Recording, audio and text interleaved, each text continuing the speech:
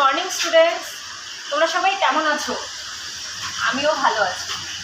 তো আগের দিন আমরা মিল অর্থাৎ গড়, প্রত্যক্ষ গড়, কল্পিত গড় এসব বিষয়ে আলোচনা করেছি, এইসব বিষয় সম্বন্ধে জেনেছি। তো আজ আমরা শিখব মিডিয়ান অর্থাৎ মধ্যমা নির্ণয়। তোমরা কি জানো যে এমনি সময় আমরা এমনি বাস্তবিকভাবে মধ্যমা কোনো জিনিসের কী করে বুঝি? মনে করো সামনের বেঞ্চে তোমরা 5 জন বসে আছো, এবার সেখানে মাঝখানে কে বসে আছে? সুমি, তুমি বসে আছো মাঝখানে, ঠিক আছে। তাহলে এখানে ওই সুমিকে ধরে এদিকেও 2 জন আছে, আবার ওদিকেও 2 জন আছে, তাহলে ওই মাঝখানের জন। আমরা এবার অঙ্কের ক্ষেত্রে সেইভাবে মধ্যমা নির্ণয় দেখব। মধ্যমাকে ইংলিশে বলা হয় মিডিয়ান।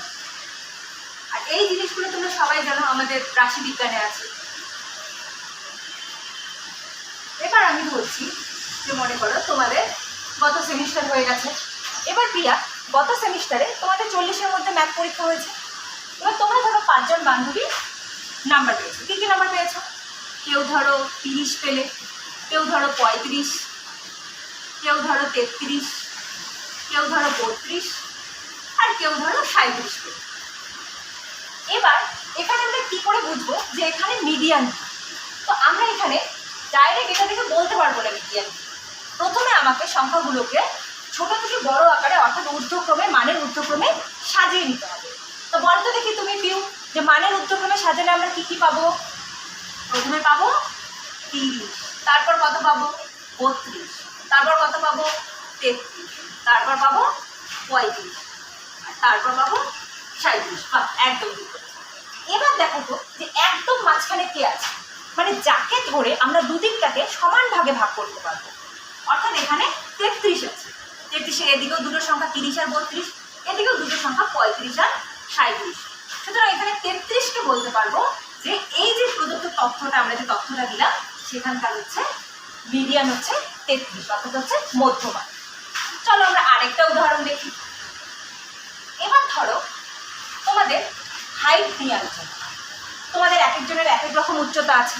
ধরো কারো আছে 152 সেন্টিমিটার, এবার কারো ধরো আছে 150 সেন্টিমিটার, কারো ধরো আছে 148 সেন্টিমিটার, আর কারো ধরো আছে 146 সেন্টিমিটার। এবার এখান থেকে আমরা কী করে মিডিয়ান খুঁজে বের করবো? তাহলে প্রথমে আমরা কোন কাজটা করব? প্রথমে আমরা মানের ঊর্ধ্বক্রমে সাজিয়ে নেব। কী হবে বলো তো দেখি মানের ঊর্ধ্বক্রমে সাজানো? তুমি বলো। প্রথমে হবে 146, বা তারপর হবে 148, তারপর হবে 150, তারপর আসবে 152। আচ্ছা, এখানে আমরা 4টে সংখ্যা আছে। এখানে সংখ্যা কত হলো? 4টে সংখ্যা। এবার এখানে আমরা মাঝখানের সংখ্যা কোনটাকে বলবো? আমরা কি কোনো একটা নির্দিষ্ট সংখ্যাকে এখানে মাঝখানের সংখ্যা বলতে পারবো? বলতে পারবো না। যদি আমি 148কে বলি তাহলে কিন্তু সমান দুভাগে ভাগ হলো না। একদিকে 150 আর 52 দুটো সংখ্যা থাকলো, আর একদিকে 146 অর্থাৎ একটা সংখ্যা থাকলো। তেমন এখানে যদি 150কে বলি সেক্ষেত্রেও পাচ্ছি না। এদিকে 152 একটা সংখ্যা, আর এদিকে 146 আর 48 দুটো সংখ্যা হয়ে যাচ্ছে। মানে তোমাদের ধরো দ্বিতীয় বেঞ্চে তোমরা 4 জন বসে আছো, মাঝখানে কে বসে আছে? যদি সুমিকে ধরি তাহলে দেখা গেলো এদিকে 1 জন আছে, ওদিকে 2 জন, হচ্ছে না। এবার যদি রিয়াকে ধরি, রিয়ার ডান পাশে আছে 2 জন, বাঁ পাশে আছে 1 জন, হচ্ছে না। তাহলে আমাকে এখানে কি করতে হবে? তাহলে আমি এখান থেকে যদি বলি যে তোমাদের বেঞ্চে তাহলে সুমি আর রিয়া দুজনই মাঝখানে বসে আছে। এখানে মাঝখানে মিডিয়ান মধ্যমা হিসেবে 2 জন আছে। 2 জনকে যদি ধরে নিই তাহলে ওর ডান দিকে আর 2 জনের ডান দিকে বাঁ দিকে 1 জন করেই আছে। তাহলে আমরা সংখ্যাটাকে কীভাবে বলবো? এখানে তাহলে 148 আর 150 দুটোই মাঝখানের সংখ্যা। এদের আমরা গড়টা নির্ণয় করবো। এদের আমরা কি নির্ণয় করবো? গড় নির্ণয় করবো। দুটোকে গড় তোমরা আগের ক্লাসে শিখেছো। গড় কী করে বের করে? দুটো সংখ্যার গড় হচ্ছে সংখ্যা দুটোর সমষ্টি করে তাকে 2 দিয়ে ভাগ করতে হবে। ভাগ করে আমরা পাবো এখানকার গড় অর্থাৎ 149। তাহলে এখানকার মিডিয়ান আমরা ডাইরেক্ট তথ্যটাকে দেখে বলতে পারছি না, আমাদের বের করতে হচ্ছে। এখান থেকে আমরা এটাকে যদি সূত্রের আকারে দিই, তোমাদের বইয়ের মধ্যে এটা একটু সূত্রের আকারে বলা আছে, তোমরা হয়তো ডাইরেক্ট সেটা দেখে বুঝতে পারবে না কী লেখা আছে। তাহলে একটা তথ্যে যখন হচ্ছে জোড় সংখ্যা থাকবে, যখন তথ্যের মধ্যে সংখ্যাগুলো জোড় সংখ্যা থাকবে, তাহলে আমরা এই সূত্রটা পাবো যে তার হচ্ছে মিডিয়ান হচ্ছে বা মধ্যমা, আমরা বাংলায় লিখছি। মধ্যম হচ্ছে জোড় সংখ্যায়, তখন আমাদের একটা n নাম্বার সংখ্যা আছে, নাম্বার আছে nটা সংখ্যা আছে, এবং সেটা হচ্ছে জোড় সংখ্যা আছে, এটা হচ্ছে। আচ্ছা, আগে আমরা বিজোড় সংখ্যাটা বলি, তাহলে জোড় সংখ্যাটা আরো সুবিধা হবে। প্রথমে হচ্ছে বিজোড় সংখ্যা আছে।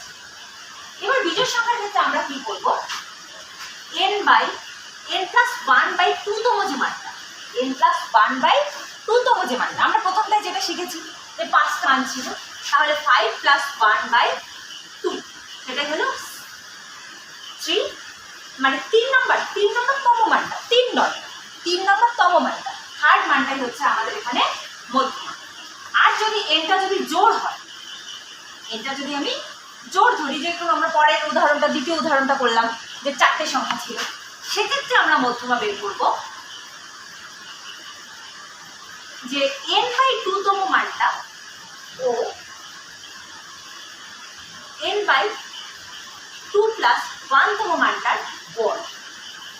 অর্থাৎ আমি যদি এখান থেকে ডাইরেক্ট সূত্রের আকারে একটু সুন্দরভাবে লিখে দিই যে n/2 তম মান প্লাস n/2 + 1 তম মান, তাকে যোগ করে 2 দিয়ে যদি আমি ভাগ করি, তাহলে আমি জোড় সংখ্যার ক্ষেত্রে মধ্যমাটা বের করতে পারব। তাহলে আজকে আমরা কি কি শিখলাম? আজকে আমরা শিখলাম যে মধ্যমা কি করে বোঝা যায়। আমরা বাস্তব জীবনে মধ্যমা এমনি ব্যবহার করি যে মাঝখানে, সেটা আমরা রাশি বিজ্ঞানে কি করে ব্যবহার করবো সেটা বুঝলাম। তাহলে যদি আবার তথ্যে যদি হচ্ছে জোড় সংখ্যা থাকে, তাহলে সেক্ষেত্রে আমরা কি করে মধ্যমা বের করব। আবার যদি বিজোড় সংখ্যা থাকে, সেক্ষেত্রে আমরা কি করে মধ্যমা বের করব।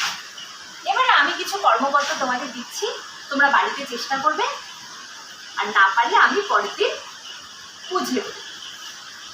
ধরো আমি 5টা সংখ্যা দিচ্ছি, 16, 10, 20, 25, 23। এর মধ্যমা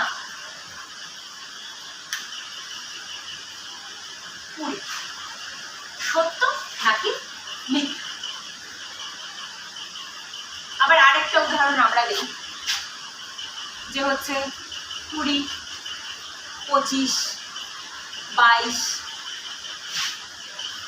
আর একটা হলো 23। এর মধ্যমা কত?